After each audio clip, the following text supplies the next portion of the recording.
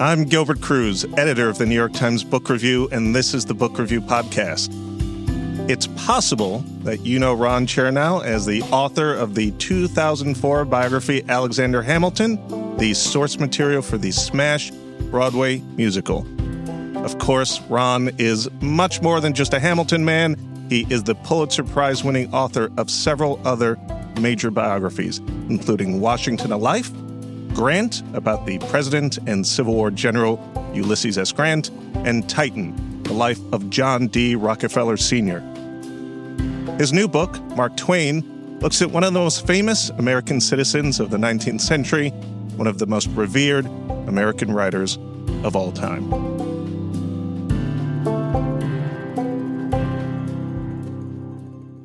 Ron, welcome back to the Book Review Podcast. It's lovely to join you, Gilbert. Thank you.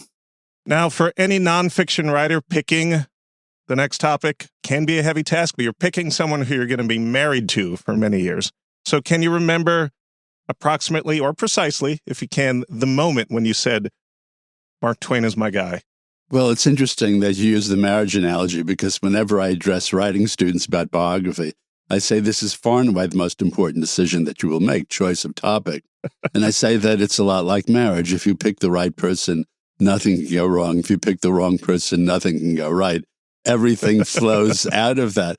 I can pinpoint the moment when my Mark Twain obsession began.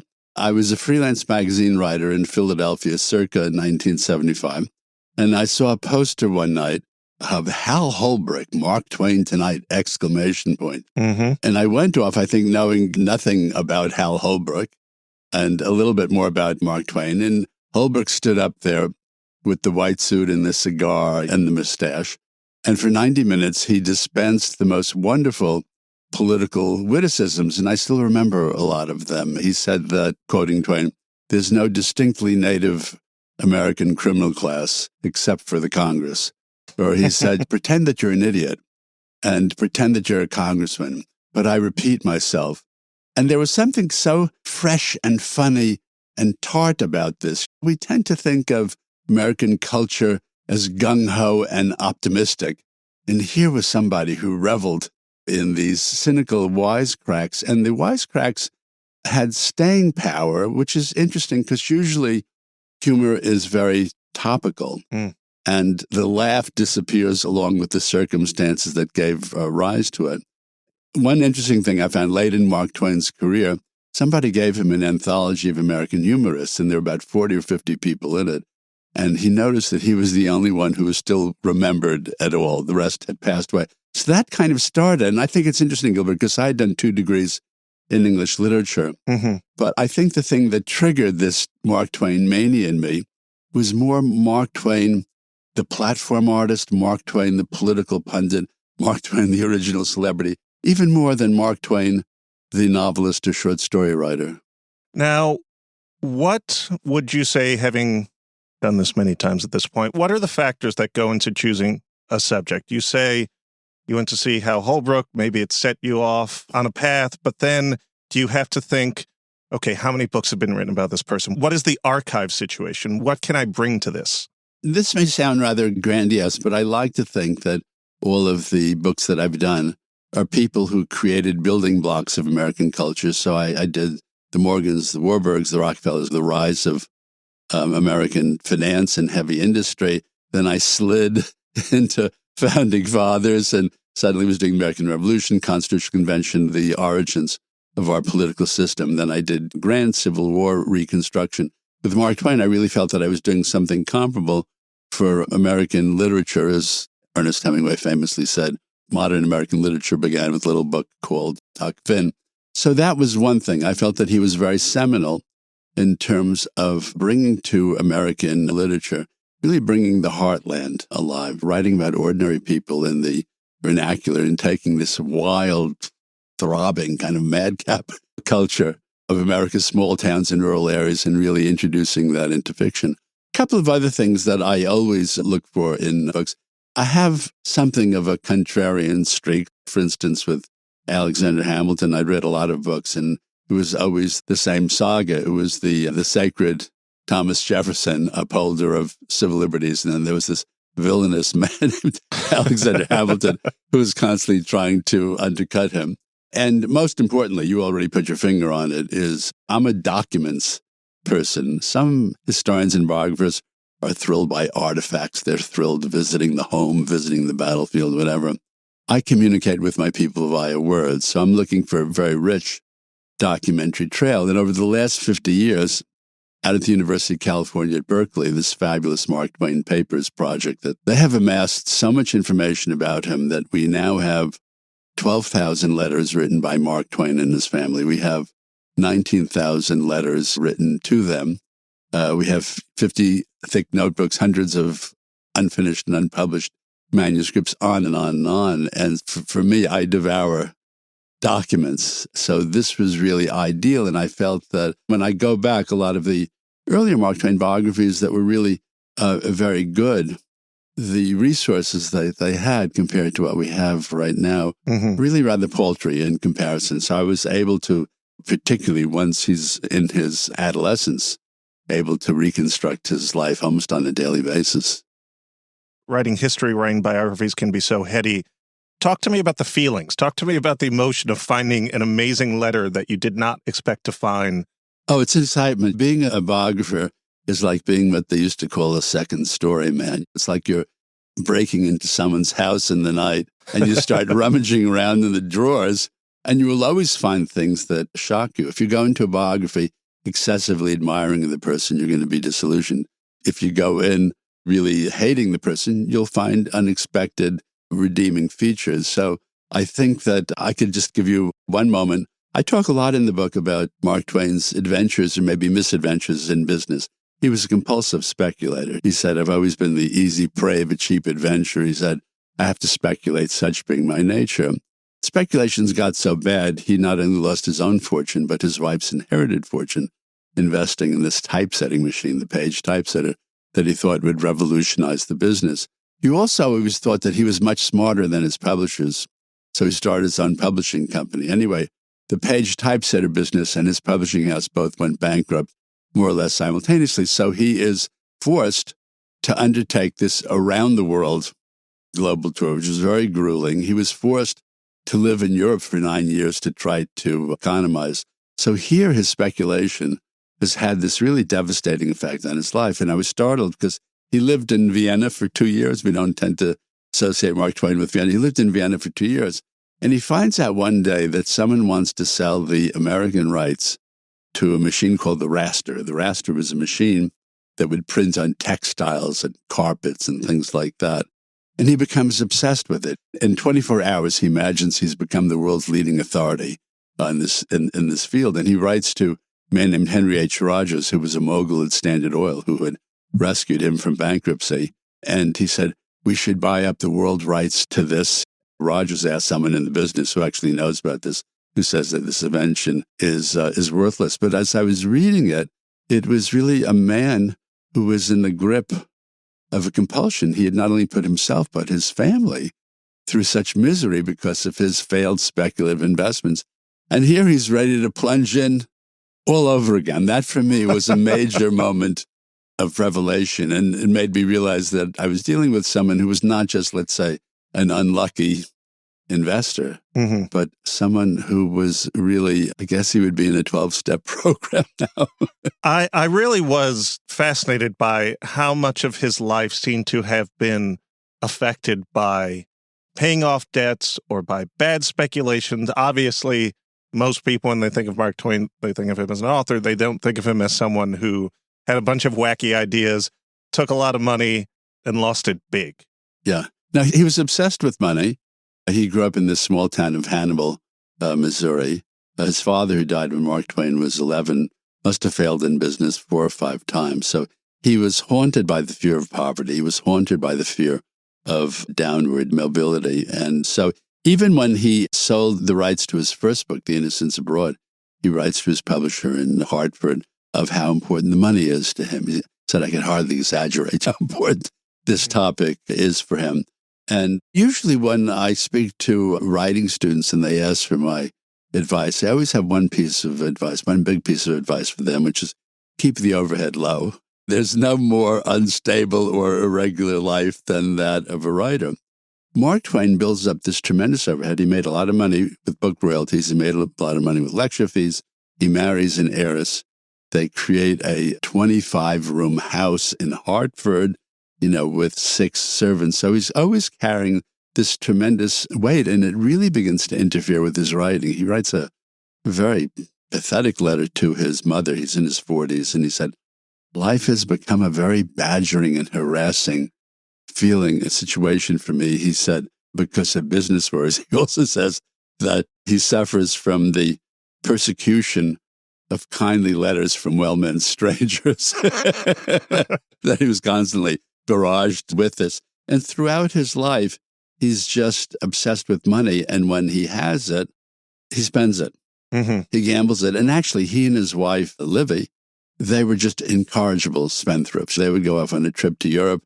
You'd read that they would come back like 25 crates full of merchandise that they had bought for the house. And this, unfortunately, was putting tremendous psychological pressure on him and was really very damaging to his work. Again, folks, any writers out there, keep the overhead low. Learn this cautionary tale for the life of Mark Twain. There's a lot to learn from the life of Mark Twain, clearly. Yeah. You once said in an interview that the people who interest me as biographical subjects are the people who I'm going to wrestle with. I'm curious where the wrestling happened with Twain, or what are some places where that wrestling happened? Well, it was, okay, so I was saying I first fell in love with him when I saw Hal Holbrook imitating him, impersonating him. And my first impression of Mark Twain was of someone charming, genial, rather irresistible to me. His wit has always been irresistible to me. But then as I got into doing the book, I realized that there was like another layer of emotions below that. And it was someone who was moody, who was temperamental, who was extremely volatile. Even he said my emotions veer from one extreme to another. He often didn't realize he had such a sharp wit, and he was so quick. He often didn't realize how hurtful his wit could be. There's a fascinating letter that he wrote to William Dean Howells when his 3 daughters were teenagers. And he said, "I just had a thunderbolt. My daughters told me that their entire lives they've been afraid of me." Mm-hmm. It shouldn't have been such a shock to him because he had a rougher style. This was in his wit. You could see it in the writing. Imagine being on the receiving end of some of those things. And in fact, he was very lucky in his choice of wife, Livy Langdon, because Livy was very prim and refined. She had an exquisite sense of tact and propriety. And Twain would just sometimes advertently, but more often inadvertently, hurt people. And I can't tell you how many letters there are in the Twain archive written the morning after a dinner party. "Dear Madam, my wife tells me that I may have been too sharp and brusque with you last night. And if so, I didn't mean it, and I'm sorry." And so he said that when he first met Livy, there was about a 10-year age difference. So she's in her early 20s, he's in early 30s. And he said, "I was a mighty rough, coarse customer." And he made this wonderful statement. He said, "Livy not only edited my manuscripts, but she edited me." And it was really true. And she taught him how to behave in polite society. He'd grown up in this backwater town. And in fact, they even had this system. I don't know if she would refer to this verbally or actually hold up the cards. This is a great detail. Yeah, and so that if they were sitting at a dinner party, the red card would mean, "Are you going to monopolize the lady on your right all the time?" Or the blue card would mean, "Are you going to sit there not talking all night?" And he'd really not grown up with fine manners. And so the daughters used to, they would laugh hysterically as they watched this happening. They called it mother dusting off father. But she had a lot of patience with him. I mean, he blew into her life like a tornado. You can imagine. In fact, he wrote her, when they met, 200 love letters. She actually numbered them. There was so many of them. And so anyone else, I think, would have been scared away. It seems like she had infinite patience. Infinite patience, yeah. And even when he gambled away her inheritance, it was millions of dollars in contemporary money. There's not a single letter, and we have abundant correspondence. She never called him on it. She never threw it in his face. What wife would not, at a moment of anger, bring that one up? So it was true love. And as Twain himself noted after she died, he said there was never a single letter from her that didn't end I worship you, I idolize you, I adore you. And it was really honestly meant. But she really had to put up with a lot of flaws. It was fully reciprocated. He adored her. He was just very lucky that he found her. So for you as a writer, the wrestling was man of genius who could act like a child well into his older years. Yeah, and also what was very difficult, and I had some inkling of this at the beginning, but it was even more than I thought.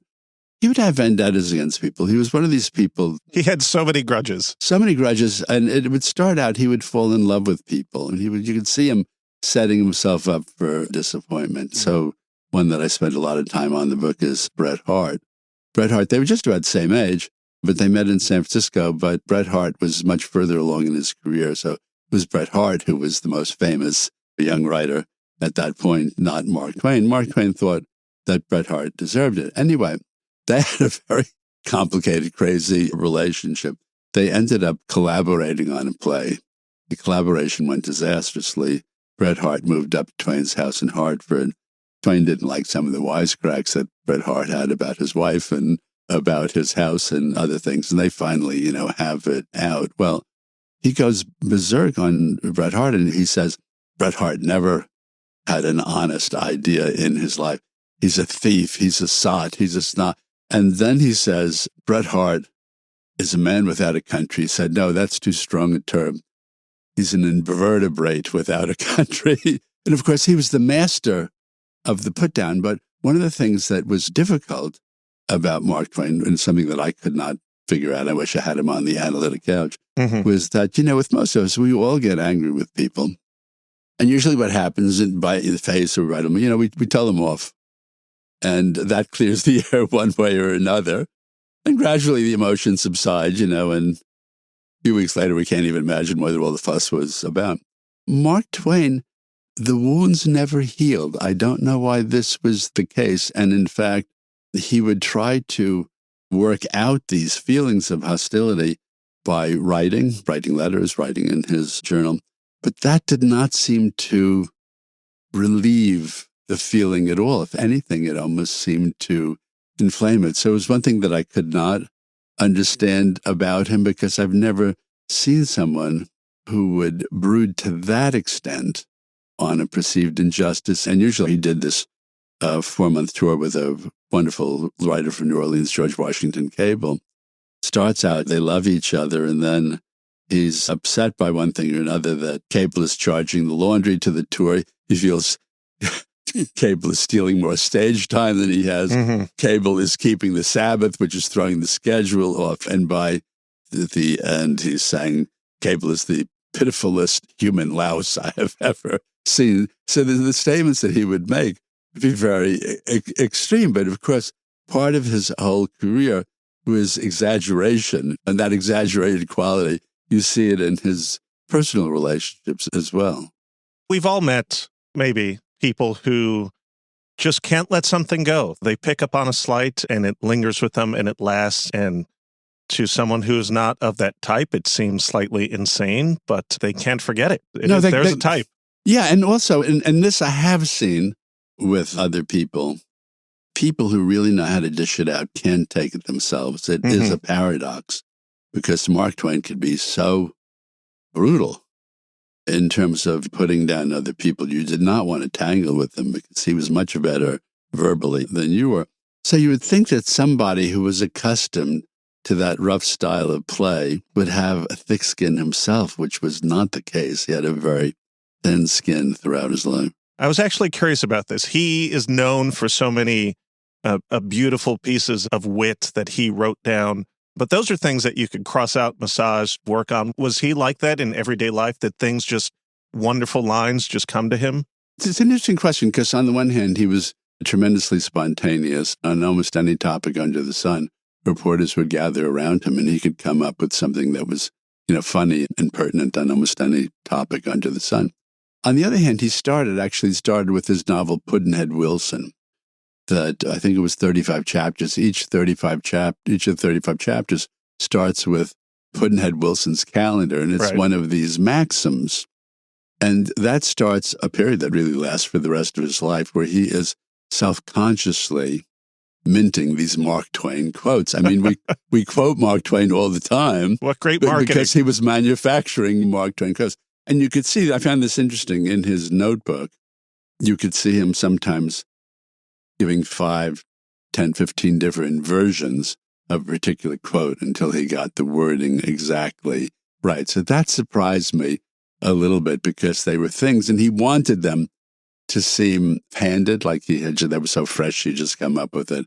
But he worked pretty hard. It was also when I started doing the book, since I've done a lot of lecturing in my own life, I thought, oh, Mark Twain is the most spontaneous man ever. There must have been a piece of cake for him. But found out that he would memorize speeches down to the smallest detail, and would even mark something that was meant to come off as a kind of ironic, spontaneous aside. All of that had been planned in advance for the audience. He did have one of his recurring dreams was about lecturing. He would be on the stage and he would be standing there in his shirt tails. And so there was perhaps more anxiety than we realized when he was on the stage. We'll be right back.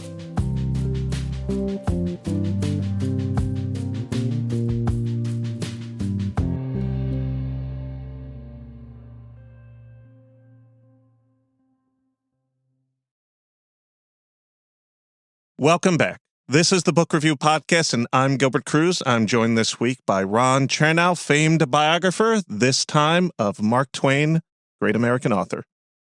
There was another very interesting thing about this book, which was how much of his fame seemed to come from being a platform artist, a platform performer, basically a humorist lecturer of a sort. He would come into towns, he would go on these tours across the country or later in his life around the world, and he would sell out theaters and halls.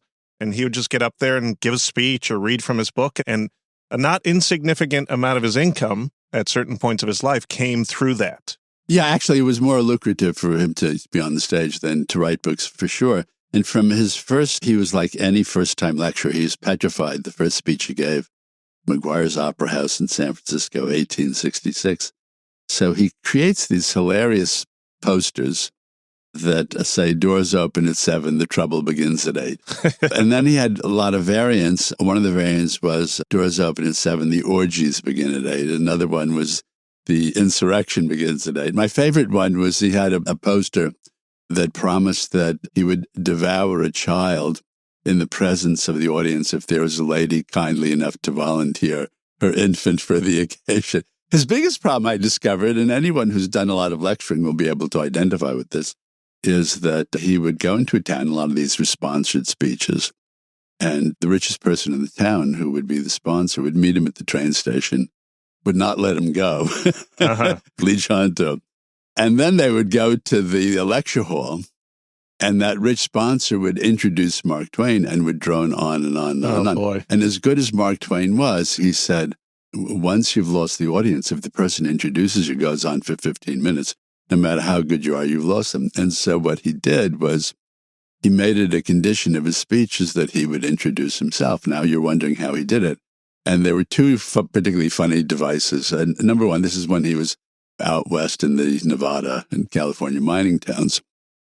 Audience would be waiting for him to appear. The stage would be empty.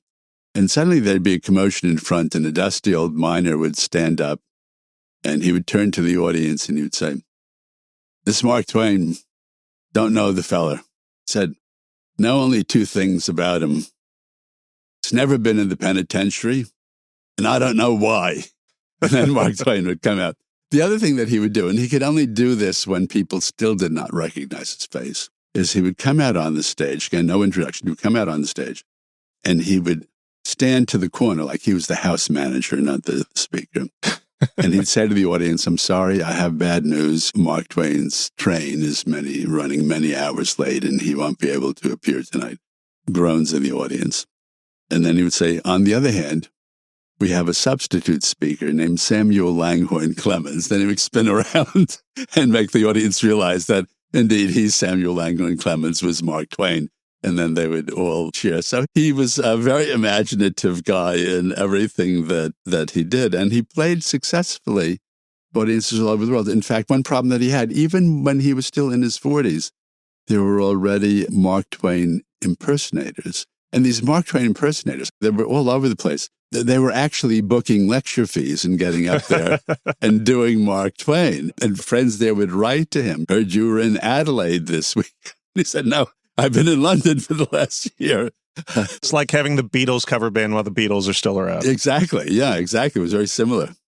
You have written, as you said at the beginning, about sort of American political and financial titans, literally in the case of one of your books called Titan. You've written about founding fathers. How did you make the turn to American artist? And what did you think at the beginning you might have to do differently when you're thinking about the life of a person who is creating? No, it's a good question. I have to remember, I didn't study history in school. I did 2 degrees in English literature. So everything that I've written about has been self-taught. And actually, when I first started writing books, I told my agent, Melanie, that I wanted to do literary biographies. And she said, well, Ron, I have to warn you that writers love to write biographies of other writers, but readers don't like to read them. You know? My God. But she said, if you want to do this for a living, you might want to. So anyway, this was always on my mental agenda that I wanted to do writer. Also, when I decided to do Mark Twain, because people would say, oh, this is so different. And what I said to them, and I think that there was some truth to it, I said, I don't think that the experience of the book is going to be quite as different as you think. Yes, I'm going to be talking about all of his fiction, nonfiction, but there's going to be a lot of business in it. There's going to be a lot of politics in it. He was political, certainly starting in the 1870s to the end of his life. So there's a lot of politics. There's a lot of society. Also, I was very drawn to the family saga. I think this was the greatest family saga. It's talking about the adoring, the mutual adoration of Mark Twain and Livy Langdon. But just to see him through his relationship with the 3 daughters, because the 3 daughters, when they're teenagers, they see him as this magical figure, a little bit scary, but magical. But he has a lot of difficulty as they make the transition to adulthood. He really doesn't know. He knows how to deal with girls. He does not know how to deal with women. And I think one of the things I try to do as a biographer is, I think, to try to see this person through as many different eyes as possible. And then I think readers have the ability, as we do in life, we see people in a lot of different moods. We hear a lot of stories about them, but somehow we put that together into a coherent picture. But I think that seeing him not just through his wife's eyes, but seeing him through the often critical perspective of the 3 daughters, really, I think, brings a lot of dimension to the portrait of him that had not been maybe in some of the earlier biographies. Were you able, speaking as someone, as you say, who studied literature, were you able to dig into the texts in a way that felt as natural to you as digging into financial documents or the Federalist Papers, the way I didn't try. I did not try for this to be a biography of literary criticism. So what I wanted to do, I actually did write about every book and all the major stories that he did. Maybe some of them were not worth even discussing, but I would try to talk about the books because it's a biography, more in the sense of what this tells us about Mark Twain at that given moment, or what might have been happening in his book.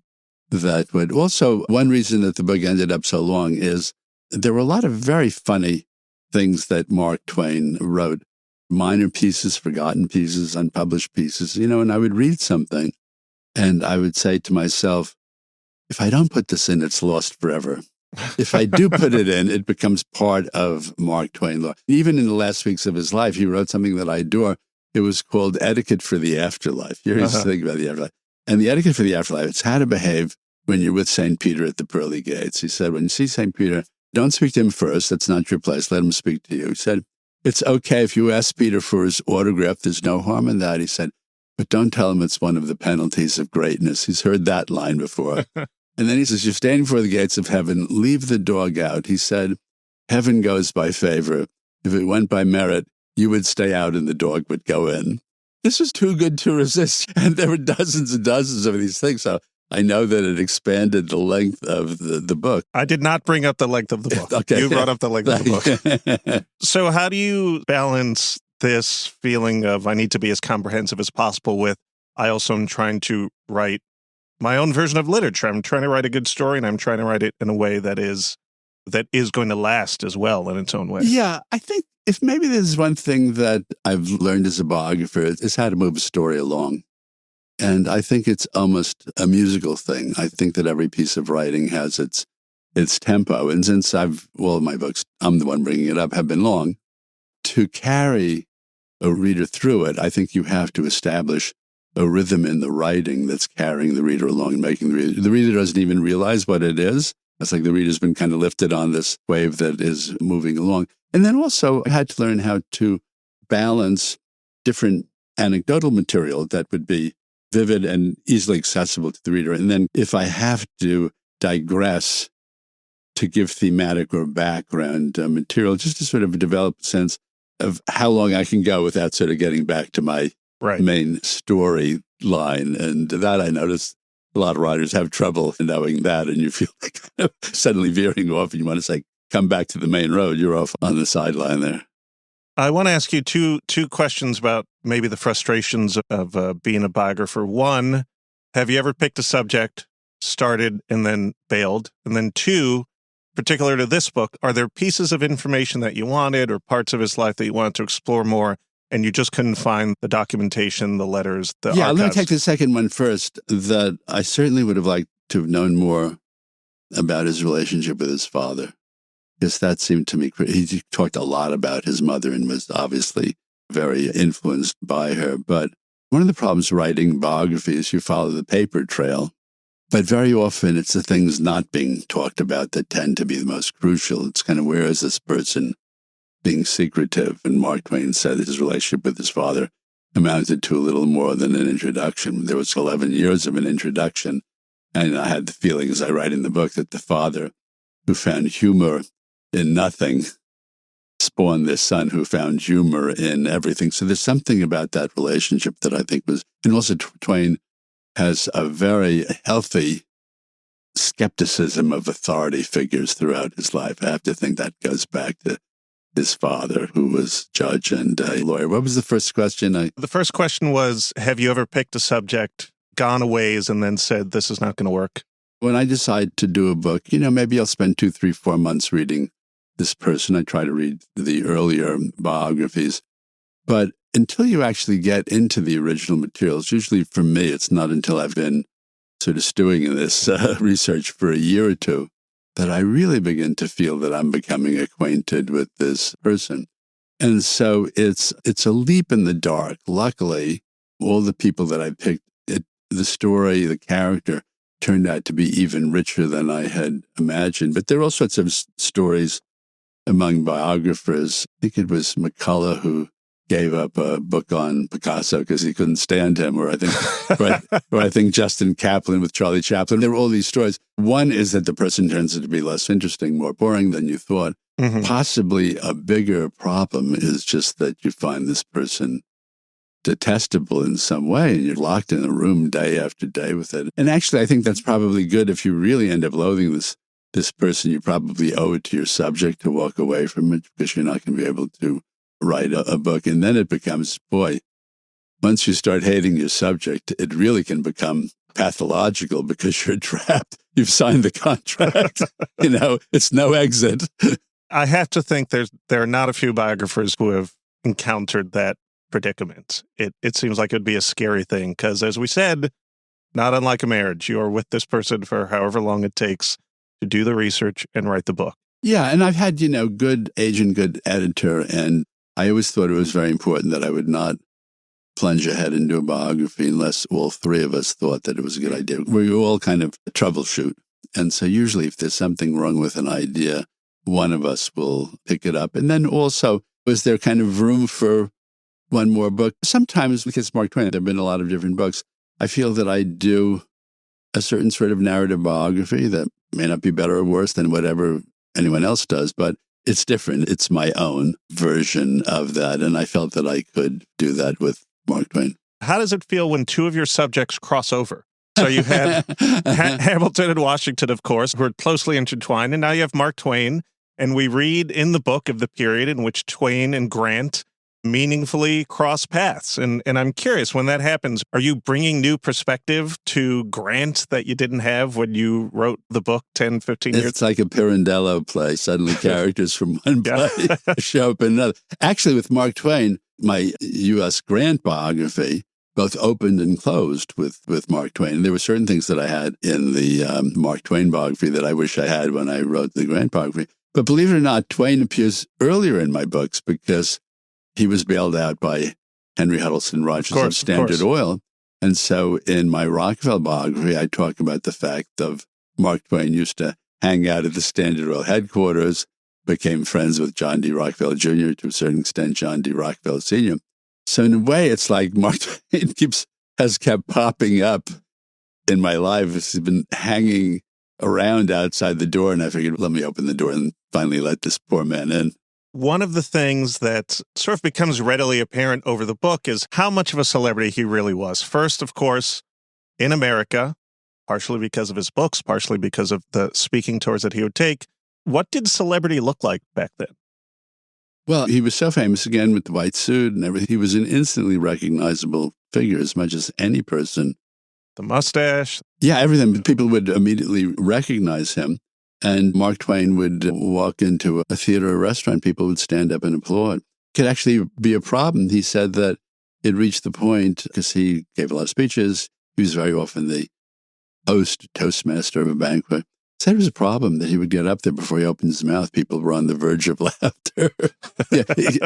People expected him to be funny all the time, and he was, but not all the time. One interesting thing is that he regretted quite a number of occasions later in his life. He wished that he had established two pen names, one for the humorous pieces, one for the unfunny pieces, because he said, this occurred a number of times, people don't know, he did a novel about Joan of Arc, and they originally left his name off the title page of Joan of Arc because Twain was always afraid everyone associated him with humor, that people picked up a book that didn't have any laughs, that they would be disappointed and feel cheated. But he loved it. He loved the attention. I talk about in the book from the time that he was a boy, he said that there was nothing that a boy craved more than attention. He said he would be a clown in the circus, pirate on a ship. He would be Satan himself if he could be envied and attracted by other boys. And that ran right through his life. He loved being complimented. He said, I can get more out of one good compliment than a dozen square meals. This was a man, I believe it, with a certain vanity that he reveled in, but it also led, as with his family, it led to a certain blindness. And I guess he was so extraordinary. He had people constantly hanging on his every word. It's easy to imagine how that would lead to certain narcissistic behavior on his part. I'm curious what it was like to find yourself in the post-Hamilton whirlwind, which is maybe in our American society right now is as famous as a biographer gets for a period of time. You wrote this book. It became part of a sensation that still lasts to this day. My son and I were listening to Hamilton last night. What was that period like for you to all of a sudden be out there? Well, it was nice. I had been a lifelong theater goer. So when I met Lin-Manuel Miranda back in October 2008, and he asked me to be the advisor to this as yet non-existent musical.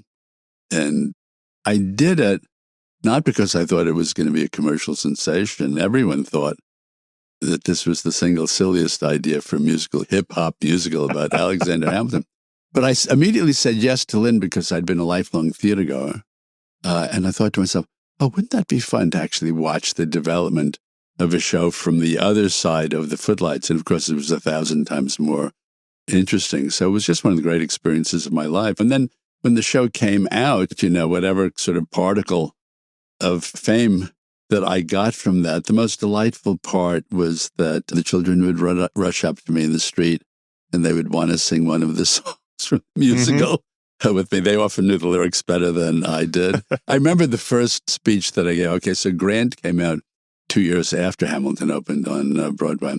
And the first speech that I gave on Grant was out in Ohio, and I'm looking out over the audience, and there were a number of teenage girls who had come dressed in their own homemade Revolutionary War costumes. It was just absolutely delightful. And also, the show, all of the different companies, and hundreds of people have passed through the show and the various companies at this point. It was predominantly actors in their 20s and 30s, predominantly Black, Latino, Asian, biracial. Mm-hmm. Here I'm kind of this older slice of white bread, and because I'm part of the show, there's this family feeling and I'm accepted into it. And so I think that a lot of these young performers, if I had met them at a party, then there would have been a certain distance. In the world of the theater, everyone is huggy, feely. Sure. And sure. They run up to you and they throw their arms around you. And it was very nice to be accepted into their world, although I was the only person in that world who, in a way, was not part of it. I was just a temporary fellow traveler in that world. But I just feel very grateful that I have it. We're about to, in August, celebrate the 10th anniversary of Hamilton on Broadway. And so the show goes on. No, there's not going to be, anyone who's curious, there's not going to be a hip-hop Mark Twain. I can guarantee that. It's great. I wasn't going to ask because that sounds terrible. You sort of briefly touched on this before, but I'd like to ask it again as we close out here. What do you think, if you're being intentional in this way, what do you think is the story of America that you're trying to tell through the figures that you have chosen to write these biographies about? Yeah, well, just talk about Mark Twain in response, because I think that Mark Twain is the quintessential American.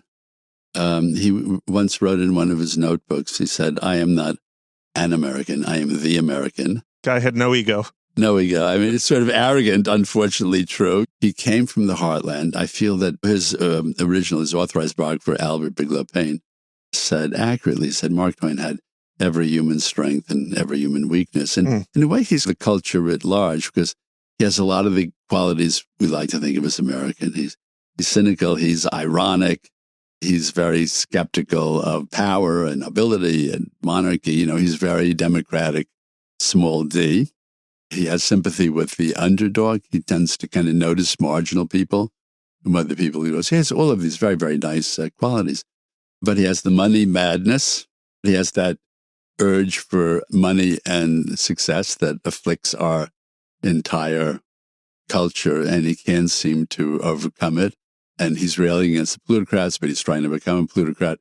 So he sums up a lot of the contradictions in the culture, and maybe that's part of the attraction to him, that like it or not, we see ourselves mirrored in Mark Twain.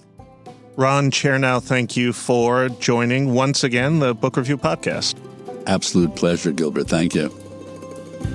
That was my conversation with Ron Chernow about his new biography, Mark Twain, one of the big nonfiction books of the season.